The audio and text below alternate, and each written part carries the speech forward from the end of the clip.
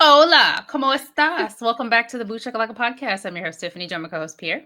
Yo, bitch, what up? What's the uptown nigga like yourself doing down here with us calm folk? Think a bitch like you be in a limo, G5, G6, you know, that kind of shit. I don't know. Double take. I have no Double idea. take. Eddie Griffin, I'm telling Eddie Griffin is hilarious. Underrated comedian. I don't listen to hip-hop. Well, everybody, we had a at the movies episode. We just went to go see Hell of a Summer, which was released this year. Apparently, it was filmed in 2023, though, but whatever. Everybody still looked the same. The synopsis goes, camp counselor Jason thinks his biggest problem is feeling out of touch with his teenage coworkers. What he doesn't know is that a mysterious mass killer is lurking on the campgrounds, brutally picking off victims one by one. Okay. All right.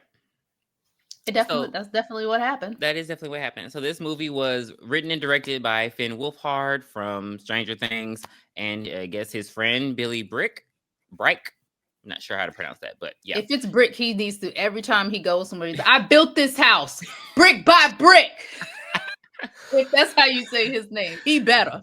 Yes. So yeah, they wrote and directed this. Yeah, like Tiffany said, 2 years ago, and it was in the Toronto International Film Festival. So it's very Canadian, which explains the cast. So but they didn't say sorry. They didn't say sorry. I don't know. I didn't. Yeah. Well, did anybody say? Nobody said sorry. Okay.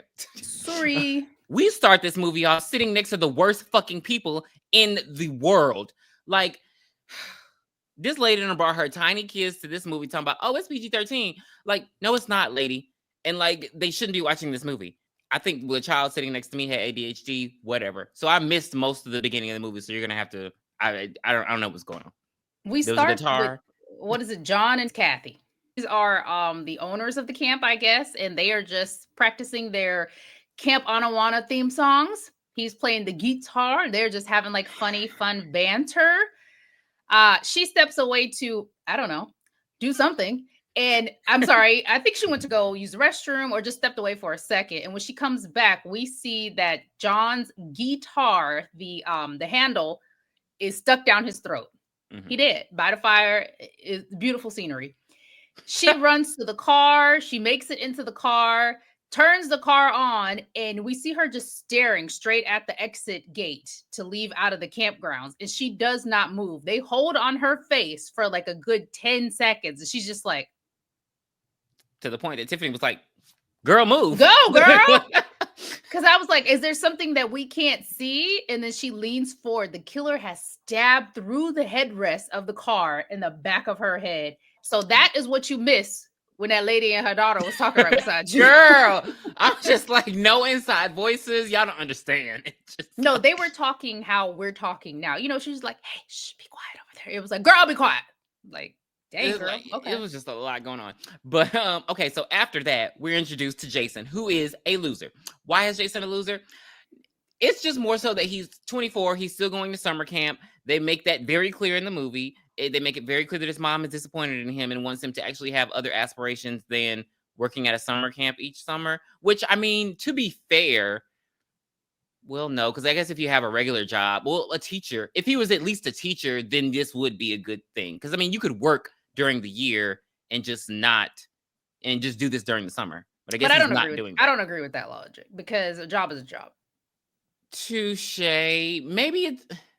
Especially if it's something that he enjoys and makes him happy. I don't agree with that. I'm going to agree to disagree. It's not a problem. He's a loser because I don't think it's not that anybody there likes him. It's not that he has friends there. It's not like he has a reason to go back. That's why I'm saying he's a loser. Well, his mom's disappointed in him regardless. But he's just very optimistic. Like, he's one of those oblivious characters. Like, he doesn't realize that people don't like him. And then we're introduced to our main cast. And it's a very big cast. So I'm just going to go down the list and give you a quick description of each. So, like I said, we already know Jason is. So Chris and Bobby, they are the best friends of the group, and they are also the writer and directors of this movie. Um, and all you need to know is that Chris has a crush on someone I'm going to introduce later. We have Mike, who is the hot guy of the movie. We have Claire, who is the Loner. sympathetic. What would you call her? Loner. Loner, yeah, sympathetic loner. She just went through a breakup. Then we have Demi. She is the mean girl, hot girl of the cast. And then we have Ezra, who is the theater gay guy. We have Miley, who is the vegan. I mean, who is the struggling vegan. The struggling vegan. And we have Shannon. She is the smart, sarcastic girl who Chris has a crush on. And we have Noelle. She is the clairvoyant, medium, ghost, gothic girl. We would call her gothic into the 2000s. I don't think they would call her that today. And then we have Ari, and he has a nut allergy. And he's like... he is Timothy Chalamet's gotta be brother, because he looks just like him to me. He does look like... I didn't even think about that. I thought that was him in the movie. I was like... He does. But he's like a... Yeah, he has a nut allergy, and he's like a writer. And he's an asshole. Like, he's literally the asshole of the group. So, yeah. That's our main cast. It's a lot of people. So, yeah, we're going to have to keep bear with us. Yes, bear with us. Okay, so they basically spend their time getting to know each other. Jason does discover a note from Kathy and John. And saying that there was a minor emergency. Don't panic. They'll be right back. And he deems himself the camp leader, which is a title he completely made up and everyone knows it. So they go swimming. They, ice break, whatever. It's very... everyone has connections except Jason. Like, there are people who don't remember him. The only person who really offers him any sort of solace is Claire. That's the only person who's like, oh, I know you. I remember you. And they kind of like have a thing. You can tell he likes her, but he doesn't really know how to approach this situation. They have a bonfire. Everyone's having a good time except Demi. Demi is getting ready for the bonfire. It's like she's on the...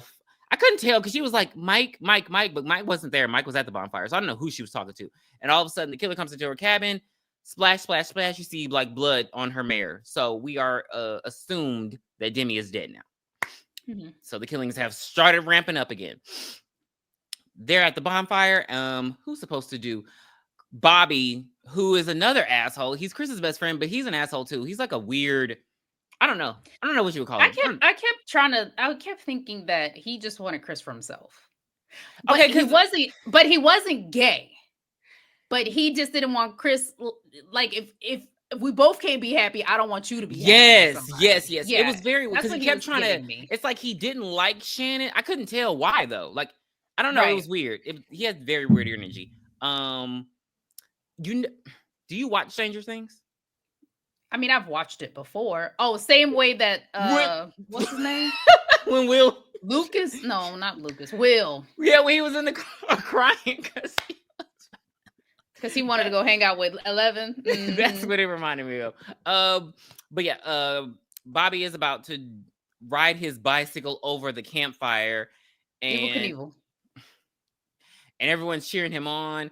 And then here goes Ari, like, hurry up, you pussy. And he's like, what? You're going to call me a pussy? I'm not going to do it. I'm not going to kill myself for you. So he doesn't do it. So everyone goes back to their respective places. Jason goes to look for Demi, and and what is he telling them? I guess he's telling them about the activities tomorrow that Tiffany said. He has a bunch of activities. I don't even know what they are. Some dumb shit. Oh, their breakfast is at 8:30 sharp. Get the hell out of here.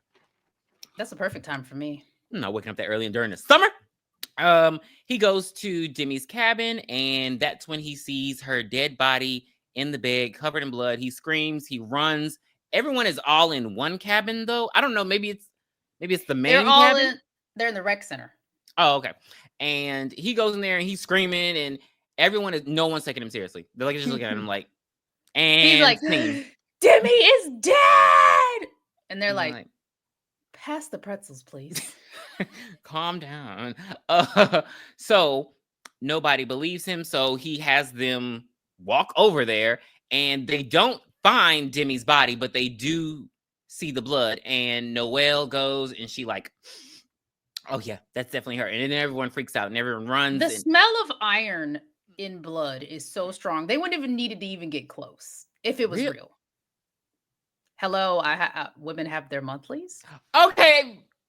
I literally was like, how the hell would you know how blood smells? I Yeah, was like, yeah, I, I, I, li- I yeah. went through so many scenarios in my head. I'm They like, really? also so after while what's his name? While Bobby was trying to do his stunt, we do see Mike get attacked from behind too, but we do not see the aftermath of Mike's attack. So that's when I was like, Mm. Well, our vegan Miley, she does get decapitated, and as they are searching for, so they play Russian roulette. Why am I saying Russian roulette? What is that card game? They y'all pick a card, high and low okay, yeah. war. No, it's just when they were divvying up the cards, and whoever had the lowest numbers would go and see if the phone lines were still working. Mhm. So it is Jason, Ari, and Ezra. They have the lowest cards, so they all go look, and that's when they find Miley's severed head in the refrigerator. And like they run over Jason and just start running, but somehow Jason is the only one who makes it back to the cabin. It's shit like that.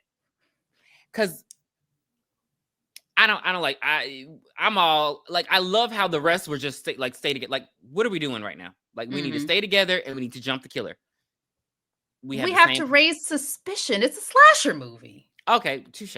Well, I do like the fact that because as Tiffany has said multiple times, if she had a car, no matter if the air was out, she would ride it to the rim. Everyone went to their cars, but the killer had not only stabbed tires, but also drained batteries. I don't know how the killer managed to do that. Now that I I think they would, have devices that can do oh, it. they'll just drain you back. But Oh, they literally they looked at the nail in the tire and were like, it got in the car. whatever, Like, whatever. so I thought this Because was I gonna be think Tiffany type of movie. you could ride a flat. What's like 30 minutes or something like that. I mean, look, get me as far as I can get is what I'm saying. Yes, and Because it had just been stabbed. they do mention at one point that the nearest town is 30 miles from the campsite. That's So too look, far, bro. I don't like. give me 15, 20, 25, 30. Give me all the way. 5, 10, 15, 20, 25, 30, 35, 40. Get me somewhere. Sesame Street. Get me away from here, pretty much. So the kids are trapped and they all haul up back in the cabin. And what did they decide to do? They decide to get answers by contacting the dead. So they're just going through movies at this point. That's what I'm thinking. I'm like, they're just these are movies. So we're doing Ouija now. So they get a Ouija board and they're contacting the dead. Mind you, the spirit that they contacted was Ezra. And This part really goes nowhere. They nowhere could at have all. honestly taken it out of the movie. And as 100%. the spirit board is like, oh, so who killed me? IDK. And then Ezra comes through the door and Bobby maces him with bear mace. So it's like, again, like she said, what would be the point of this? Because Ezra's not dead. So yeah, I I didn't don't know. understand. But yeah, Ezra's fucked up. Like that, I know bear mace is. I don't even understand how they didn't even put water on it. They didn't try to help him at all. He's just sitting there with some Mm-mm. glasses on. I'm like, they don't care about this boy. They end up deducing, well, Ezra ends up deducing that Jason is the killer because he ran to the theater stage and he was like, oh, I just figured out that Jason was the killer because he came back and he's old. And so they tie up Jason and they decide that they're going to torture him. So they go to get torture devices, which they should have had weapons anyway. What are And we why did doing? Chris get water? I hate him. So Claire doesn't want them to torture him. She likes him. She trusts him. She knocks out Bobby with a fire extinguisher, and they go running through the woods. When they go running through the woods, they find the dead bodies of Kathy and John. So it's very clear nobody's coming to save these kids. Mm-hmm. So That boat that I always talk about is not coming in the morning. because that was their hope, like, oh, Kathy and John will get here in the morning and they'll save us. Which no, like no. I always fear these movies because I have to go to sleep. But I think you probably wouldn't. well, Claire's like, okay, we need to go. We need to run, get help. We need to walk this 30 miles. And Jason's like, no, I can't do that. Like, I have to help them. And she's like, dude, they don't care about you. They think you're a loser. They don't like you. They were going to torture you. He's like, they don't mean that. So I have Mm-hmm. to go help them, which was very noble. More noble than I don't know where he was getting all this care for these Because people. he's camp leader. So he goes big for them, and Claire doesn't. And he gives her the bracelet that she gave him 2 years ago. It was like, I don't know, you know, they make friendship bracelets and shit at camp. And in the meantime, it's time for murder. Ari, I don't know how So Ari. remember they ran from the kitchen. Yeah, but Everybody I don't know ran how from the Ari and kitchen. Ezra got split up. Again, they don't stay together. But Yeah. Ari gets kidnapped by the killer, and it was very interesting because he had him taped up, and he got out of the duct tape, and I was like, so it is possible. Because when I be saying that, people act like I'm crazy. Now he couldn't. I think you could probably get out easily because he probably was sweating. His adrenaline was going, so his face was probably, damp. So I think that's how he was able to get out. But like, if they get you on a dry face, probably not. That's what happened to Liz Purr. But so he's still tied up, and the killer comes with a knife, and he's cussing him out, and he acting real tough guy. And you think he's about to stab him with the knife. This motherfucker go over to a jar of peanut butter, and it looks so good, y'all. It was creamy, and he dips the knife in the peanut butter, and it's like he's about to kill him with his nut allergy, which I thought was quite creative. So yes, I was very happy to see Ari die. Well, we don't see him die, but we see his dead body being carried out, so we know he died from the nut allergy. So yeah, his eyes are all swollen and everything. Yeah. They're all looking throughout the cabins. Again, it's like they're staying together, but they're staying apart. Because why are we searching cabins separately? Right. But Noelle enters a cabin. She's, and she's looking around. She opens the blinds, and you see like the killer is behind her because the blinds are like the light is in his face, and he goes and stabs her, and she just literally says, "Finally." I don't know what the fuck that was. I guess she was just ready to die and be a ghost. She wanted to feel it. She said, "I'm a martyr now." Yeah, she wanted to be with her spirit friends, and the killer grabs like one of the mold pottery thing. I thought it was just a rock. Okay, well, it was a pointy rock. I don't know. I thought it was a pottery thing, like some ghost shit. Oh, my darling. And he goes in, he's like, stabbing her in the head or killing her more. I don't understand what the point of that was, just to be brutal. And another killer with the same, because I'm going to say it's a Lucifer mask. Another killer with the same mask walks in, and you're like, oh, there's two killers. I feel like you don't need two killers because these kids are stupid, but we'll go with that. Right. When they go into the theater room, that's when they discover that Mike and Demi are alive. Oh, yes. And as they walk in, Chris is like, "Oh my God!" And there you see them about to grab a knife, and he's like, "You're a guy. You guys are alive. We thought that you were dead." So the audience knows that Mike and Demi are the killers at this point. We just don't know motives. So that part's revealed. But yes, for some reason, they're just like sitting in the theater thing. I don't know, and making out and doing dumb shit. So what happens next? Well, they assume that, Jason is the killer and he's run off. So they are sticking together, but like they're kind of not sticking together. But we see Ezra on the stage, to be or not to be. That is the question. And Shannon sees the killer coming from behind the backstage curtain. She's like, "Jason, run." He says, "What? They're behind me?" Because he's still partially blinded by the bear mace. "Which way?" She's like, "Left." He's like, "Stage left?" She's like, "I don't know what the fuck that means." Like, I don't either. Like, facing you that way? Accidentally watched them. I don't go to the theater, so I am just unsure. He gets miseried. Yes. He gets his ankle crushed, and then they put the axe directly into his head. I found it funny because they do show Ezra's eyes, and they are just so red and swollen. But when he gets stabbed in the head, they're perfectly clear. Because they didn't. He had a moment. That was his moment of clarity. Shannon goes running out. Chris and Bobby hear her, and Chris is like, "Oh my God, I gotta go back for her." Bobby's like, "Why?" He's like, "Because she's the one." And I guess there's a lot going on, and in my high moments of stress, your feelings get exaggerated. So he goes back for Shannon. It's a lot of going and running, but somehow nobody runs into each other. Because he goes all the way back to the theater. Like it's like their paths didn't cross. Because he's up to the theater and the killer's there. And so he has to go run from the killer.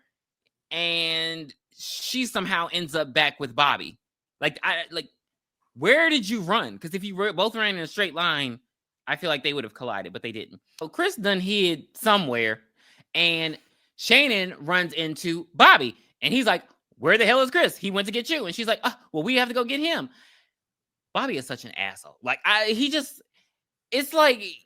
He's just scary. He's scary, but he want to be the hero. I don't know. Yeah, He's weird. so weird. I'm gonna just chalk it up to he's a kid. But so they go to save Chris, and they go to the door, and he's like, "Wait, let me go in." And she's like, "Why?" And he's like, "All right, I got to do it." And she's like, "No, don't do it. It's suicide." And he's like, "Why would you say that? I'm trying to do this big thing, this big moment to be a hero." So he runs and he's like, "Hey, pussy!" And then the killer runs and chases him. She runs in, she gets Chris, and they go and do their thing. We're gonna put them to the side. Jason goes and grabs an axe, which I thought was incredibly smart because no one had any sort of weapons at any time. Like, there were so many fire extinguishers around. Like when Claire bust Bobby on the head with the fire extinguisher. Keep it. You know they don't. They were in a kitchen. There were pots and pans in there. It doesn't always have to be a knife. We've talked about this before, man. If you don't pull your shirt up and make it into like a little bag and put some fucking rocks in there, like you on It throwing them damn rocks at Henry Bowers, like what? Girl, what are we doing? What oh my God. What are we doing? So as Jason is lurking around with his axe, he pops into the theater room and he pops over into the window and he sees to the wall. Could a sweat drop down my ball? Okay. And he sees Mike putting on the he sees Mike putting on a costume and he like drops the axe and Mike just goes and knocks him out. And then you see Jason wake up and he's in the room with Demi now. And she's like putting eyeshadow on him and shit. I don't know what the fuck's going on with that. I didn't understand that. I don't understand that why either. She was putting eyeshadow on Jason. It was right. And so the plan is because everyone thought that it was Jason, and when they found out that Mike and Demi were alive, they decided to go with the plan that Jason was the killer. Now, what's the motive here? Demi wants to be famous. Mickey Altieri. I love how you know his last name.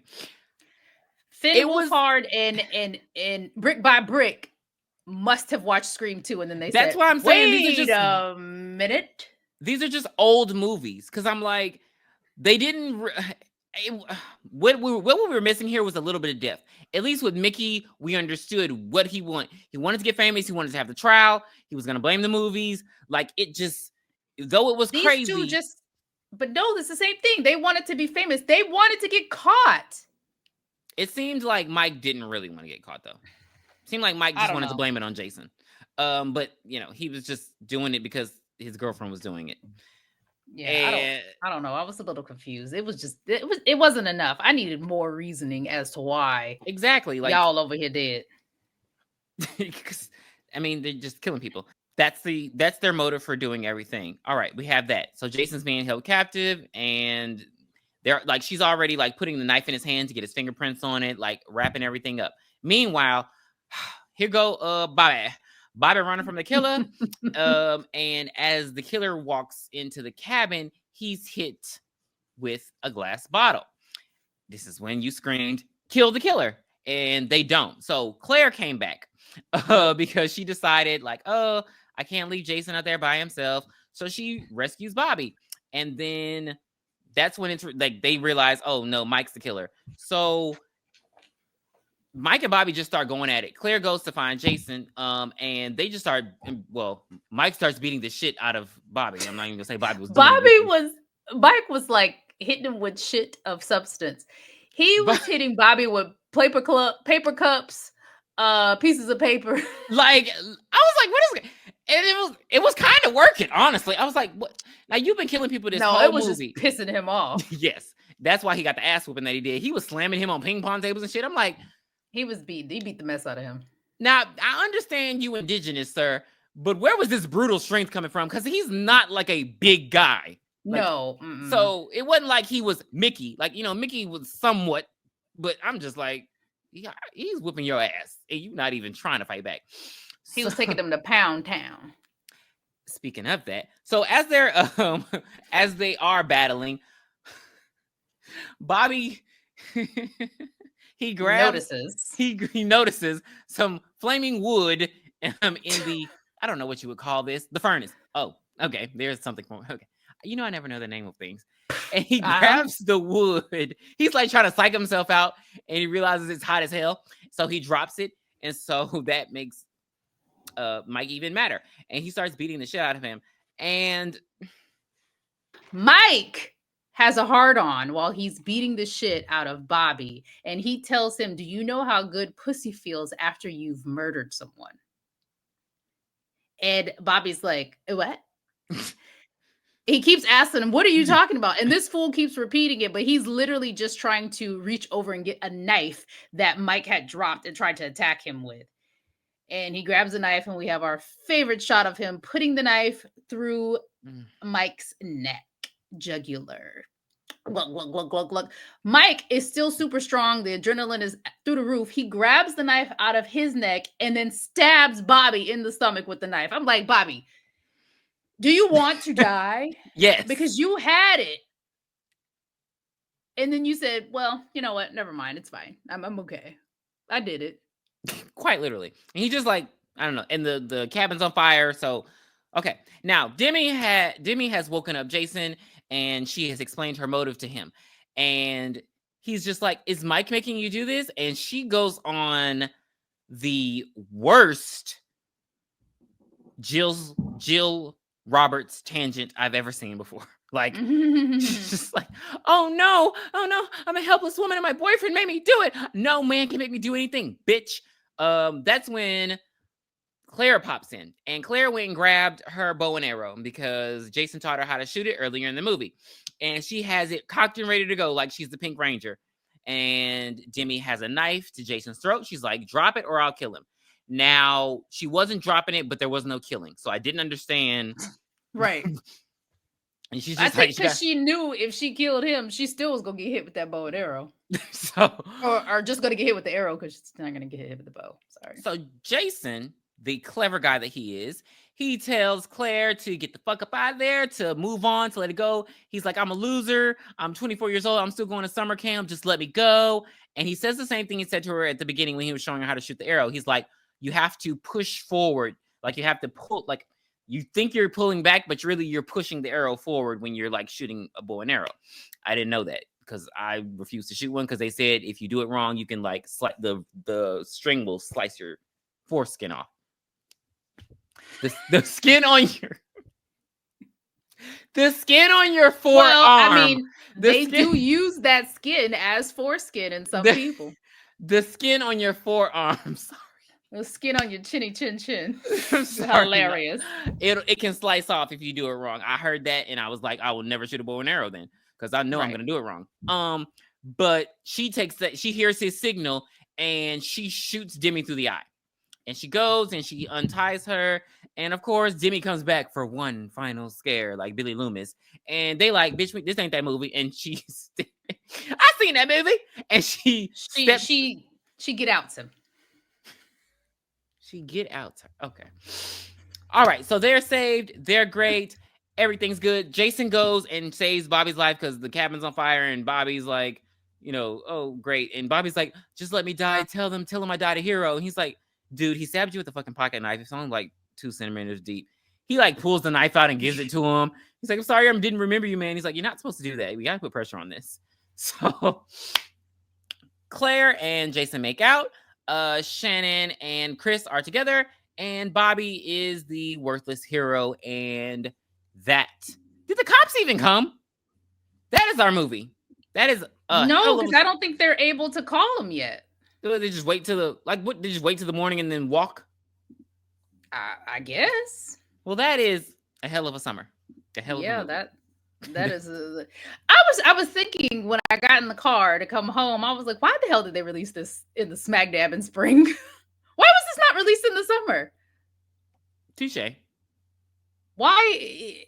I just thought that was interesting, but I mean, maybe, I don't know how, rights and getting back, which I feel like because Finn is on Stranger Things, I just feel like he should have a lot of push to be like, I mean, those kids get paid a lot. So I just thought that, I don't know, they had, well, I guess Millie got all the power. But I mean, literally in the like, show too. Yeah, so I hate you. I need for the finale when she does her her nose starts to bleed. I need for her entire head to explode. Okay. Like she does what she needs to do, but her Mhm. entire head blows up. Yeah. Okay. Because she used so much. It was more than a nose. Did they do anything where like her eyes and ears started bleeding? No. Okay, well then maybe they could just do that. Yeah. Like we need more than just this one little raggedy. I could just sit down in the living room and my nose start bleeding. That pisses me off. Like I get the Who premise. do you think you are? Well, I do think that she, this is going to be controversial. I do think that she needs to die. Because it would just make sense. Because maybe that level she's gonna sacrifice herself that level of power, and I feel like you can't just hemorrhage like that. I mean, like how many nosebleeds you got before your brain is just like, okay, girl. Right, but we're not talking about that. We're talking about Hell of a Summer, and our rating system goes like this: 5 would watch annually, 4 would watch without bathroom breaks, 3 would watch but also scroll on the phone, 2 would fast forward to get to the end, and 1 would throw the TV media away. This point, the theater away. I'm gonna give it a 3, because even though I was in the movie theater, I did pull out my phone. I mean, it was an okay watch. I think this should have went to streaming. I think this should have been a Netflix original, Amazon Prime, even Apple TV original. The tropes were there. Yeah, I figured out one of the killers before the movie was over. I mean, I had my long list of suspects, but as the movie kept continuing, it started to dwindle down. So I only got half of it because they showed Demi's dead body, and but they didn't show Mike's dead body. So I was like, oh, that's one of those. It was an okay watch. I would recommend it. Why not? You can go see it. I think it's good. Like, this would have been great for us if we were like the teens now. This is definitely something we would have ran to go see on a Friday night with our friends. And then I'd go get some Baskin Robbins. And then I would call my mom on the payphone with 35 cents and be like, hey, Mom, I'm ready. So that's what I give it. I give it a 3 as well. I thought it was cute. And I'm also giving it the like from the eye of these are kids who wrote their first and directed their first movie.